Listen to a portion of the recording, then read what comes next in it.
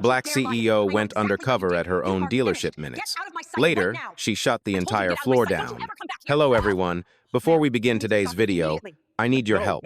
We've noticed that the channel is losing traction, and subscribing is one of the best ways you can help us. It's quick, free, and allows us to continue bringing you great content. Your support means everything. Let's keep this channel growing collectively. Where are you watching from? Drop your city or country in the comments below. Thank you very much. Now, let's get back to the story. The room was quiet in that expensive kind of way. White floors, chrome reflections, engines asleep beneath showroom lights. A place built for luxury, for silence, for people who looked like they belonged. Then her voice shattered it. "Security, get her out." The words cracked through the dealership like a whip, loud, polished, and dripping with the kind of confidence only entitlement can buy. Heads turned, conversations died, champagne glasses froze mid-air, and in the center of it all stood a black woman in a burgundy dress. Still, steady, unshaken. She didn't flinch when the manager, an older woman in pearls and a cream suit, jabbed a finger inches from her face. She didn't look at the laughing men behind them, or the guard waiting for a signal. She just breathed in, slow and exact, as if she already knew how this would end. Outside the glass windows, cars glided past in the afternoon light. Inside, the air thickened. "Ma'am," the manager said, her voice sharpening, "this area is reserved for actual buyers, not people wandering around making the customers uncomfortable." Behind her, 3 men in navy suits chuckled, holding champagne like trophies. One whispered something to the others, something he thought she couldn't hear, and they laughed even louder. "Unbelievable," someone murmured. But she didn't look at them. Not once. She kept her eyes forward, chin lifted, shoulders still like she was rooted to the floor. Like the entire room could tilt, and she still wouldn't move. A security guard stepped forward, heavy boots clicking against the tile. "Ma'am," he said, careful but firm, "the manager's asking you to leave." No anger showed on her face. No fear, either. She'd seen this scene before at 23, at 27, at 32. Different rooms, same eyes, same assumptions. Before anyone else could speak, the manager added, "You're not here to buy, you're here to bother the staff, so let's not make this any harder." Her tone wasn't just condescending, it was absolute. From across the showroom, a junior sales associate froze mid-step. He stared at the woman in burgundy, eyes narrowing in recognition he'd seen her name in the system this morning. VIP. Executive-level flag. Something wasn't right. But he didn't speak yet, not until it mattered. The black woman drew a slow breath and finally turned her head just enough to acknowledge the security guard. Not the manager, not the laughing suits, just the one person who seemed caught between orders and uncertainty. "I'm not here to cause a scene," she said softly. But the softness didn't weaken her. It sliced through the room cleaner than any shout. "Then leave," the manager snapped. "Now." The suits clinked glasses behind her, enjoying the show. The guard shifted, uneasy. The woman in burgundy didn't move. She simply glanced toward the row of luxury cars machines she knew better than anyone else in the building before her gaze returned to the manager. And in that moment, the room changed. Not for them, for her. She straightened a fraction. Her eyes cooled. Her silence grew heavy enough that even the guard hesitated. Before the moment broke, she spoke again, calm, measured, almost surgical. "Before we continue," she said, "where are you watching from? Drop your city or country in the comments below. And if you believe in dignity and justice, hit like and subscribe. These stories spark change. And we're glad you're here." Now back to her. Her eyes locked on the manager. The laughing stopped. The room held its breath. And the woman in burgundy finally let the first crack of power slip through her voice. "You should be very sure," she said quietly, "about who you're trying to remove." The guard blinked. The manager frowned. And the floor beneath them was about to shift. She hadn't moved. Not when the manager barked at her. Not when the men in suits laughed behind their champagne glasses. Not when security stepped forward with the slow, practiced caution of someone told to deal with a problem. Because she wasn't the problem. She was the test. The woman in burgundy let the silence stretch a moment longer, long enough for the room to feel it settle heavy, deliberate, unmistakable. A silence that didn't shrink. A silence that judged back. Most people would have stammered, argued, tried to defend themselves. She only breathed, poised like she'd been through this exact moment before because she had. too many times to count. No one here knew who she was, and that was exactly the point. Hours earlier, she had stepped out of her car without her usual team, without her tailored blazer, without the badge clipped to her lapel. No entourage, no personal assistant shadowing her with a tablet, no luxury markers except her posture straight, elegant, modest enough to be overlooked by anyone who wasn't paying attention. And no one in this room was paying attention. They saw the dress simple, the jewelry none, the demeanor calm enough to misinterpret as weakness, the skin black. To them, that was all the information they needed to assign a status. But behind her silence lived a name that sat on the deeds of 5 dealerships, a name printed on acquisition contracts, a name that had signed the paychecks of every salesperson in this room, a name none of them thought to look up. The junior associate, the one watching from across the showroom, felt a cold ripple across his spine. He recognized her now. He remembered the email from corporate that morning. Executive oversight visit, high discretion, and the initials beside it, AC. The same initials attached to half the luxury inventory in their system. The same initials the manager had just screamed at. He swallowed hard. The manager didn't notice.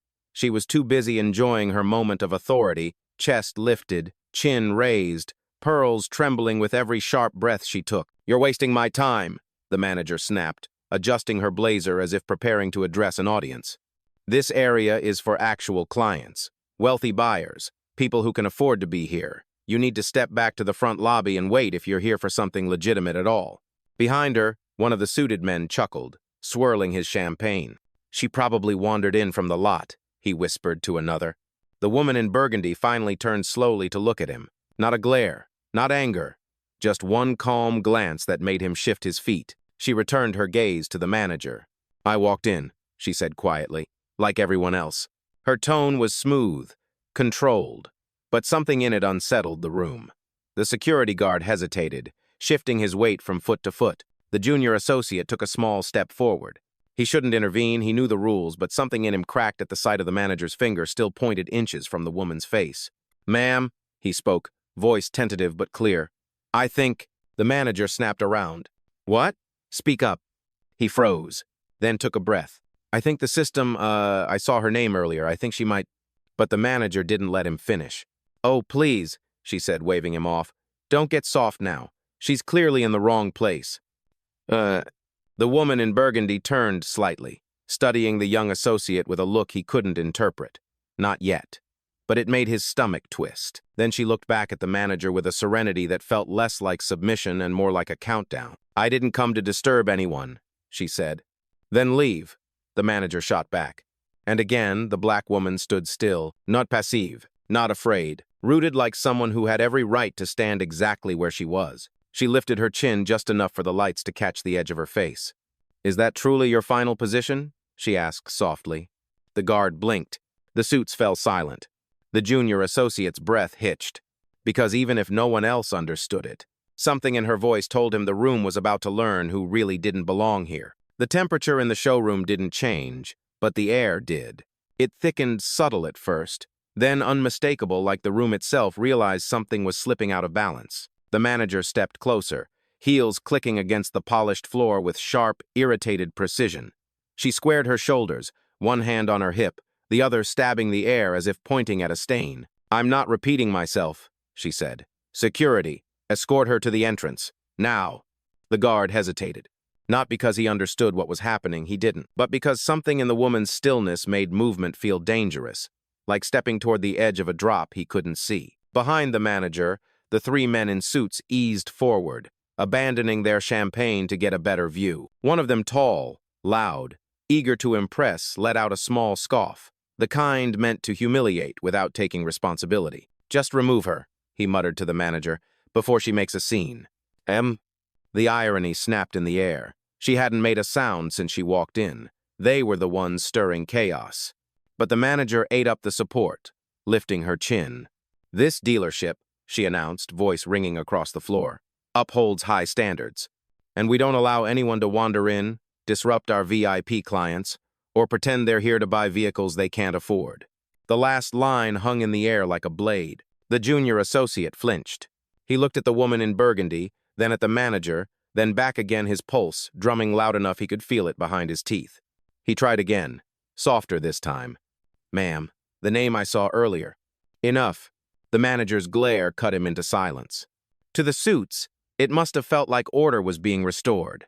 To the guard, it felt like pressure. To the junior associate, it felt like a mistake unfolding in slow motion. And to the black woman in burgundy, it was all painfully, tiresomely familiar. She watched the performance quietly, eyes drifting from the manager's trembling pearls to the champagne glasses behind her. Her gaze held no fear, only observation. A cataloging of behaviors she'd seen before. The arrogance, the assumptions, the entitlement that bloomed so easily when people thought no one important was watching.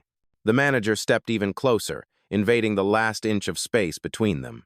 "You need to follow directions," she hissed. "You do not belong in this section. You are making customers uncomfortable. You are—" The woman in burgundy blinked once, slowly, and the manager took it as defiance.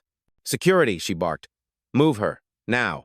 This time the guard took a step, only one, but it was enough to make the junior associate inhale sharply, because he saw it, not just the mistake, the pattern. This was exactly the kind of behavior corporate had been trying to root out. Discriminatory complaints, bias flagged in customer surveys, managers escalating harmless encounters into confrontations. He saw every training module flashing through his mind. He also saw his job hanging in the balance. But the woman in burgundy did not step back. She didn't tense. The only sign she registered the threat at all was the way her fingers brushed lightly against the side of her dress as if grounding herself, not bracing. "Before you touch her," the junior associate blurted out, voice trembling, "can we please check the system? I'm telling you, I saw the initials AC in the VIP registry this morning." The manager snapped her head toward him so fast the pearls on her necklace clicked. "You are one mistake away from being unemployed," she said. "Do not insert yourself when you clearly don't understand the situation." Her voice echoed through the showroom. The silence afterward felt colder. The woman in burgundy finally spoke, not loudly, not sharply, but with a calm that slid under the skin. "Is this how you treat everyone who doesn't meet your expectations?" The manager's lips curled. "No," she said, "just the ones who pretend to be something they're not." A breath left the room. The line was drawn, the escalation complete. And the woman in burgundy, steady as stone, lifted her eyes, meeting the manager's with a look that carried 20 years of memories, denials, humiliations, and the quiet fire they had built inside her. The rising tension wasn't rising anymore. It was about to break. For a moment, no one breathed. The manager stood rigid, face tightened in triumph, certain she had control of the room. The men behind her leaned back slightly, satisfied this was entertainment for them, a disruption they could sip through like a glass of champagne. But on the far side of the showroom, the junior associate wasn't watching for entertainment. He was watching in horror. His hands trembled at his sides, his chest tightened with each word the manager hurled, because the more she spoke, the clearer it became. She wasn't just making a mistake. She was making the mistake. He could see the system login screen in his memory, those two letters glowing back at him. A.C., a red VIP flag, executive level clearance. Internal note, high-level review, proceed with professionalism. And now the person carrying those initials was being cornered like a problem to be removed. He swallowed hard. Across the room, the guard stepped closer, just close enough that the atmosphere shifted again, heavier, more dangerous. The woman in burgundy remained perfectly still, her posture calm, regal even. She didn't back away. She didn't argue. She didn't shrink. And that terrified him more. People who were scared begged. People who were guilty stammered. People who were lying talked too much. But she did none of that. She stood the way someone stands when they know the truth is on their side and time is on their payroll. The junior associate's pulse hammered in his ears. "Don't do it," he whispered. Whether to the guard or to fate, he wasn't sure. The manager heard him. She turned, eyes flashing. "What did you say?" He froze. Breath caught halfway up his chest. His throat felt dry. She stepped toward him like a hawk closing in on prey. "You have something to add, Evan?" He did, but his voice refused to leave his body. The woman in burgundy watched him now quietly, curiously. There was a softness in her gaze that startled him, a small nod that said, "It's okay. Say it." That tiny gesture gave him oxygen. He took a breath. "I think you're making a mistake." The manager's jaw clenched so hard the pearls on her necklace trembled. "A mistake?" she echoed. Explain. The showroom fell into an unnatural hush. Even the men in suits leaned forward. Evan's fingers twitched by his sides. I saw her name in the system this morning, he said. AC VIP flag. Executive level. A ripple went through the room, small but sharp. The manager laughed, a brittle sound cracking under pressure. That flag was probably a glitch. We get those. Evan shook his head. No, it wasn't a glitch. Her arrival was scheduled. There was an internal memo. But she cut him off with a raised hand. You're done speaking. The guard shifted uncomfortably. Evan felt something inside him snap, not anger, not rebellion, just a line crossed one time, too many. She's not trespassing, he said louder. She's not pretending. She's not interrupting anybody. She hasn't done anything wrong. And you're about to… Enough, the manager barked. Her voice slammed through the room like a metal door. The suited men sat straighter, alert now, not amused anymore, but curious.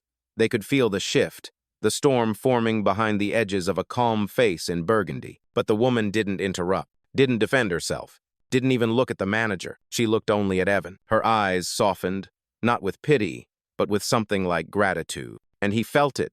It steadied him. The manager stepped between them, blocking his line of sight. You've embarrassed yourself, she snapped. And when corporate sees your performance review, you'll understand exactly what professionalism means. The threat hung in the air. Another step and she might have broken him. Another second and he might have folded. But the woman in burgundy spoke first. Not loudly, not dramatically, just enough for every corner of the showroom to hear. He's the only one in this room paying attention. The room stilled. Her voice wasn't sharp. It was precise, measured. And behind it was the first edge of a truth the room wasn't ready for. Evan felt the world tilt not against him this time, but toward justice. He wasn't her rescuer. He wasn't her shield. But he was the first witness to wake up, and the dealership would never be the same again. It happened in a single breath. 1 second, the room was holding itself together barely, and the next, the manager stepped forward and did the one thing the woman in burgundy had been silently measuring, waiting for, predicting with a precision sharpened by years of experience. She reached out and touched her. Just 2 fingers on the forearm, barely pressure, barely contact, but enough. Enough to break the room open. Gasps cracked across the showroom like snapping wires. Evan stiffened. The guard blinked. Even the men in suits stopped breathing, their amusement choking into discomfort. The manager didn't notice. Or didn't care. Her grip tightened. You need to leave this area, she said through gritted teeth. Now, don't make this uglier than it already is. The woman in burgundy didn't pull back, didn't recoil, didn't flinch. But her eyes, they changed. A subtle shift. A quiet storm curling open behind them. And as the manager's fingers lingered, the world around the woman blurred for a fraction of a second, colors warping, sound fading because the touch wasn't just physical. It was memory. Flash, 21 years old, standing in a dealership in Atlanta wearing her best blouse and borrowed heels. No makeup, no luxury brand bag, nothing that screamed money, just hope and determination. The salesman had looked at her for 3 seconds and said, You can't sit in that model. It's for real buyers. His hand had landed on her shoulder as he pushed her aside. Gently, politely, just enough to leave a bruise she carried for years. Flash, 26. Rejected for a business loan in a marble floor bank. Dressed professionally, speaking clearly. Denied anyway. Too young. Not the right image. The banker placed a hand on her wrist to slide the paperwork away as he smiled. People like you overestimate themselves. Same tone, same touch, same assumption. Flash, 30. She'd bought her first dealership by then. Walked in unannounced on opening day. Manager mistook her for a customer, stepping in from the wrong side of town. His hand had grazed her elbow, guiding her toward the exit. Every touch the same. Soft, polite, poison. And now, today, this manager made the exact same mistake. The world snapped back into focus. The woman in burgundy lifted her chin, her voice quiet but edged with something ancient, something that had survived too much to be moved by arrogance. Take your hand off me, she said. It wasn't loud. It wasn't angry, but it was final. The manager scoffed, not realizing she'd just stepped off a cliff. Oh, please, don't be dramatic. She didn't remove her hand. Evan's breath hitched. The guard froze. The suits stared with dawning dread. Ma'am, the guard said cautiously, maybe we should stay out of it. the manager snapped. And then she made her second mistake. She pushed, lightly, barely, but enough for the woman's heel to shift half an inch on the glossy floor. That was the breaking point. Not the push, not the insult, but the entitlement, the casual belief she had the right to put hands on someone she'd already decided was beneath her. The woman in burgundy inhaled slowly, eyes narrowing not with rage, but with clarity. "You've crossed a line," she said quietly. The manager threw up her hands. "Security, remove her now!" But the guard didn't move. No one moved. Because something in the woman's voice, something steady and surgical, had turned the air into glass. She stepped forward a single inch, reclaiming the space she had been pushed from, and stared directly into the manager's eyes. "You don't know who you're touching," she said. For the first time, the manager hesitated. Just a flicker, just a crack. But enough. And in that tiny crack, the floor began to shift not beneath the woman in burgundy, but beneath everyone who had dared underestimate her. The hesitation was small, barely a flicker in the manager's eyes, but in a room this tense, it felt like a seismic shift.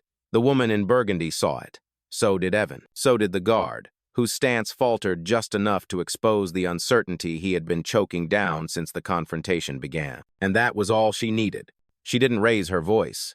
She didn't step back. She didn't even look rattled. Instead, she reached slowly, calmly into her bag. Not fast enough to alarm the guard. Not nervous enough to hint at guilt. Just deliberate, like she'd done this 100 times in 100 different rooms. Her fingers brushed the smooth edge of her phone. Evan's eyes widened. The suits leaned in. The manager scoffed, mistaking the motion for fear. "Oh, great," she said, rolling her eyes. "You're going to record this? Go ahead. You'll only embarrass yourself when security escorts you out." But the woman in burgundy didn't open the camera. She opened a call. A single tap. The line connected instantly. "Rachel," she said softly, "initiate Protocol 7. "Oh." A silence fell so thick it swallowed sound. Not a dramatic pause, a controlled one. The kind of silence that happens right before a building shifts under its own foundation. On the other end, a crisp voice responded without hesitation. "Confirmed. Timestamp logged. Full monitoring activated. Do you need support on site?" Evan choked. The guard blinked twice. The suits stiffened. Protocol 7. Only one type of person could activate that. The manager laughed, but the sound cracked around the edges. "Protocol? What protocol? What kind of nonsense?" "Rachel," the woman continued, ignoring her, "push my arrival notice to regional leadership and pull any staff logs tied to the front of house team on duty." The manager's smile faltered. Her jaw twitched. A flicker of confusion broke through. "Who exactly do you think you're talking to?" she demanded. The woman didn't answer her. She answered Rachel. "And notify compliance," she said calmly. "They're going to want a live feed of this." "Already transmitting," Rachel replied. "Regional director online in 90 seconds. Continue as needed." The suits exchanged panicked glances. They recognized that tone. They'd heard it in boardrooms just before people lost their jobs. The manager tried to take back control. "I don't know what game you're playing," she snapped, "but in this building, I'm in charge. You don't get to summon corporate for your little tantrum." For the first time, the woman in burgundy turned fully to face her, and the shift was subtle but unmistakable. Her posture straightened, her chin lifted. Her presence, not her volume, expanded. She seemed taller, heavier, rooted in authority so deep it didn't need to be announced. "You contacted security for a customer who had done nothing wrong," she said calmly. "You put your hands on me. You escalated a situation you never bothered to understand." The guard took a tiny step back. The manager opened her mouth, but the woman overlapped her effortlessly. "And now, because of that, your entire performance today is being documented at the executive level." The words were soft, but they hit like steel. The suits froze completely. One set down his champagne glass so quickly it clinked against the counter. Evan felt his heartbeat slow, not from fear this time, but from something like awe. Because this wasn't anger. This wasn't panic. This wasn't revenge. This was strategy. The woman in burgundy lowered her phone from her ear. "Stay on standby, Rachel," she said. "I'll call for the final step." "Understood," her assistant replied. The call ended with a quiet chime that felt louder than any shout in the room. She slid the phone back into her bag, movement smooth as water. Then she looked at the manager, really looked at her and said, "You escalated this. Now I'll finish it."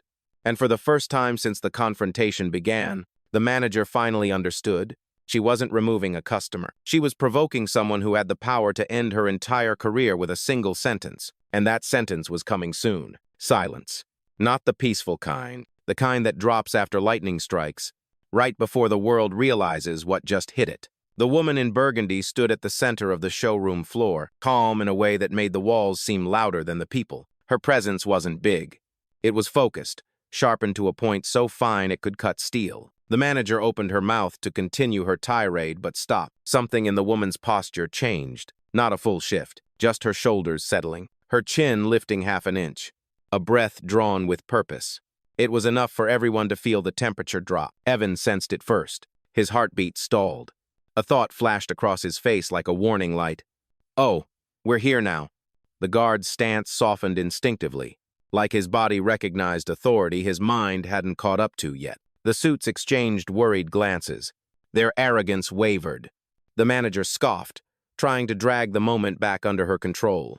What is this, a performance? You think calling your little friend changes anything? You're nobody here. The woman tilted her head slightly, and then softly, almost gently, "No," she said, "I'm not nobody. And I didn't call a friend."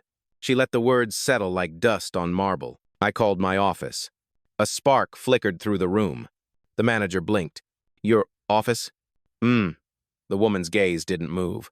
"Corporate is listening." The suit stiffened. One swallowed hard. Another straightened his tie, even though no one had accused him of anything yet. But the manager plowed ahead, desperate. Corporate doesn't take calls from customers. And then came the moment the entire showroom would replay in their minds for years. The woman stepped forward, not aggressively, just enough to reclaim her space, the space she had owned from the second she walked in. She placed one hand on the edge of a display table, steady, effortless. Then she spoke in a voice so even it felt like truth being carved into stone. "You've spent the last 15 minutes calling me a fraud in the dealership I own." The words dropped like a blade hitting concrete. Gasps cracked the air. One of the suits swore under his breath. The guard's eyes widened. Evan nearly stepped back. But the manager? She laughed. A high, brittle, breaking kind of laugh. "That's ridiculous," she snapped. "If you owned this place, I would know. I run this floor." "Exactly," the woman replied. "And you just proved why that's about to change?" She reached into her bag again. For a heartbeat, no one blinked. She pulled out a small black folder, sleek, embossed with a silver crest. Evan recognized it immediately. Executive documentation. High-level access. The kind only owners, board members, or C-suite executives carried. She opened it with one smooth motion. The embossed seal caught the light. Her name was printed inside. Her title. Her position. The suits inhaled sharply. One muttered, "Dear God." The guard stepped back fully now. His posture straightening into respect. He didn't even choose his body, simply knew it was required. But it wasn't the folder that broke the room. It was the woman's next sentence, delivered like a quiet verdict. "You didn't just disrespect a customer. You disrespected your employer." The manager's face drained of color. "You're lying," she whispered. The woman closed the folder. Calm. Precise. Inevitable. "Check the system," she said. "My initials were there this morning. AC. Executive visit. Regional compliance flagged." Evan stepped forward before he could think. "She's right," he blurted. "I saw the memo." I didn't think." "You didn't have to think," the woman said softly. "You listened. That matters." His breath faltered. For a second, pride flickered through him, but the manager shaking now gripped the desk. "This is absurd. You expect me to believe you're—" The woman raised one hand slightly, stopping her. "You don't have to believe me," she said. "Corporate does. They're already logged in, and they've heard every word you've spoken." The room felt like it was inhaling. Phones buzzed in executives' pockets. Notifications pinged. Evan's terminal lit up with a red banner. "System override request," he whispered. "Executive tier." The woman in burgundy met the manager's eyes one last time. "You asked who I thought I was," she said quietly. Her voice didn't rise. "But the question you should have asked is who you thought you were, talking to me like that." And the entire dealership understood, all at once. This wasn't the fall. This was the drop before the collapse. It happened quietly at first, so quietly the manager almost didn't notice. But Evan did. The woman in burgundy hadn't moved from her seat.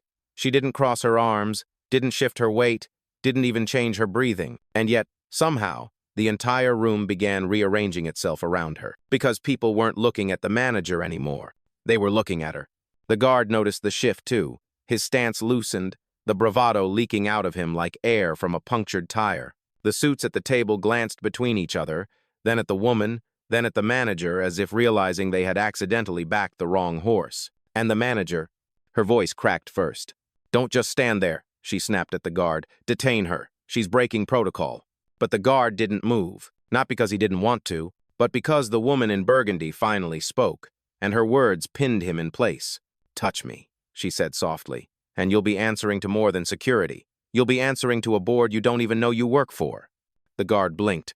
The suits leaned away from each other, as if distance could protect them, and the manager, who had built her authority on volume, posture, and practiced superiority, took one instinctive step back. "What board?"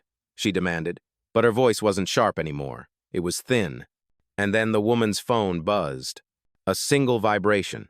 Soft, controlled, deadly. She lifted it to her ear. "Rachel," she said. "Status." The reply was immediate. "Protocol 7 is live. Compliance is in review. Legal is in the loop.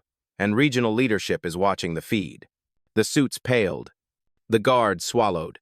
A woman in the corner placed her shopping bag quietly on the ground, as if respecting a sacred moment. The manager's voice rose an octave. Watching?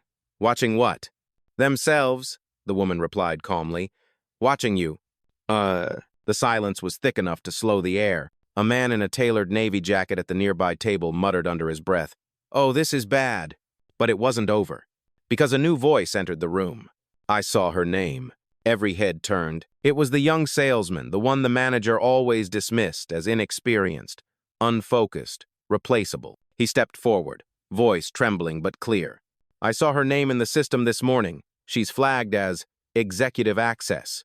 I didn't say anything because I didn't think it mattered. The manager's eyes widened. "You're mistaken," she fired back. "You don't know what you saw." But the salesman shook his head. "No," he said. "I know exactly what I saw. You just didn't want to look." A ripple moved through the room. The assistant beside him chimed in, voice steadier. "She told you 3 times she wasn't here to make trouble. You made the trouble, and now you want us to cover it." The manager spun toward her, furious. "You're siding with her? You don't even know who she is." And that was when the woman in burgundy finally stood, slowly, gracefully, deliberately. Her presence filled the room not with noise, but with gravity, like something enormous rising from still water. "You want to know who I am?" she asked. The manager froze. The suits froze. The guard backed up a full step. The woman's eyes locked onto the manager's, unwavering. "You called me a threat." She took a step closer. "You called me a fraud." Another step. "You tried to have me removed from a dealership I built from the ground up." Gasps rippled across the floor. The salesperson who had spoken earlier whispered, "I knew it." But she wasn't finished. "You humiliated me in front of customers. You triggered security. You escalated without cause. And you did it because you assumed I was less." Her voice never rose. Calm, quiet, devastating. And now, she reached into her bag and lifted a single black keycard, sleek, metal-edged, unmistakably corporate. "Your assumption is the reason your job is hanging by a thread." The manager's lips parted, but no words came. The keycard glinted in the showroom lights. The room had already chosen its side. The collapse had begun, and the woman in burgundy hadn't even revealed her full identity yet. That was coming next. The room stood still, still like a courtroom waiting for a verdict, still like a storm holding its breath before the final strike. The woman in burgundy held the black keycard lightly between her fingers. No theatrics, no flourish, just enough for the light to catch the metal edge, just enough for every person who had doubted her to see what was coming. The manager stared at it like it was a weapon. In a way, it was, because truth, when finally spoken aloud, is the sharpest blade in any room. Who are you?" the manager whispered. Her voice wasn't cold anymore. It wasn't confident. It wasn't even angry. It was small. The woman didn't rush her answer. She let the question hang, heavy, trembling, collapsing the last pieces of false authority clinging to the air. Then she spoke. "My name is Amina Cole." Gasps scattered like broken glass. A man in the back dropped the pen he'd been nervously twisting. The guard's hand flew to his chest. Evan forgot how to breathe, because they all knew the name, even the ones pretending they didn't. Amina Cole wasn't just an executive. She was the architect behind the dealership's success, the strategist who rescued it from bankruptcy, the owner whose initials were stamped on contracts, quarterly reports, and every major decision made in the last decade. The manager stumbled back half a step. "No, you're lying. Amina Cole doesn't dress like me?" Amina finished gently. The simplicity of the question broke something in the air. She held the manager's gaze, patient, steady, unshaken. "I dress however I choose," she said, "because my worth is not measured by your imagination." A wave of something like shame washed across the manager's face, raw, exposed, irreversible. Amina continued, voice calm as a closed door. "You saw my skin. You saw my clothes. You saw what you wanted to see." The suits shifted uncomfortably. One looked down at his shoes. Another cleared his throat as if the truth had dried it out. "But you didn't see me," Amina added. "Not once." Her words didn't echo. They didn't need to. They were absorbed instantly, imprinted into the walls, into every witness, into the conscience of the entire room. She turned to the guard. "You did as you were told," she said gently. "You hesitated because you knew something felt wrong. That matters." The guard nodded, almost bowing. "Thank you, ma'am." She turned to Evan. "You spoke up when you didn't have to." He swallowed, emotions swelling behind his ribs. I knew it wasn't right." "It wasn't," Amina agreed. "And you proved it matters to have one honest voice in the room." Evan's eyes glowed. A quiet pride lifted his shoulders. Then she turned back to the manager, and her entire demeanor lowered into something colder, not cruel, not vindictive, just resolute, unavoidable. "You asked who I thought I was," Amina said. The manager's breath trembled. "I'm the owner of this dealership," Amina continued, "and you treated me like an intruder in my own house." Her voice dropped softer, deadlier. "You humiliated yourself. I just happened to be the witness." The manager's knees weakened. Her mouth opened no defense, just regret spilling into the empty air. "Amina, please. I didn't know." "That's the point," Amina said. "You never asked." Silence rolled back over the room, deeper than before, heavier than shame, heavier than fear. She stepped closer, not hostile, simply final. "You're relieved of duty, effective immediately." The manager's tears slipped before she could stop them. Amina didn't look away. She wasn't gloating. She wasn't savoring victory. She was delivering truth with the same grace she had endured pain. The manager whispered, "I'm sorry." Amina nodded once. "I hope you are," she said. "Because the next time someone walks into a room you think you own, maybe you'll remember today." She turned to the entire dealership floor, voice steady enough to steady others. "I didn't raise my voice," she said quietly. "I raised the standard."